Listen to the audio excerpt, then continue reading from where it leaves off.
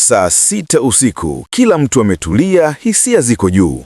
Huu sio muda wa kukosea, lakini wewe bado unaharibu vibe kwa kutuma SMS hizi 3 za kishamba. Acha hiyo tabia mara moja. Kosa la kwanza, umelala?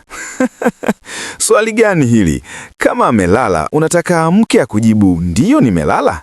Hii inaonyesha umekosa cha kufanya. Usiku sio muda wa maswali ya yes or no, ni muda wa statement. Badala ya kuuliza, mwambie na kuwaza wewe kabla sijapata usingizi. Kosa la pili, kupanga ratiba. Usiku ni wa kupumzisha akili, sio kuumiza kichwa na mipango ya kesho. Ukimtumia maswali ya kesho utafanya nini, unamrudisha kwenye stress za maisha. Weka simu pembeni, mipango panga asubuhi. Usiku mpe amani, sio kazi. Kosa la tatu na baya kuliko yote, kuanzisha mada nzito. Usimtumie message ya we need to talk usiku wa manane. Unamharibia usingizi wake, unampa anxiety, wasiwasi.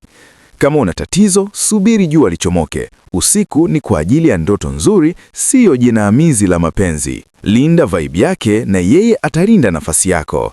Niambie ukweli, ushawahi kutuma umelala halafu ukaambulia scene? Tucheke kwenye comments.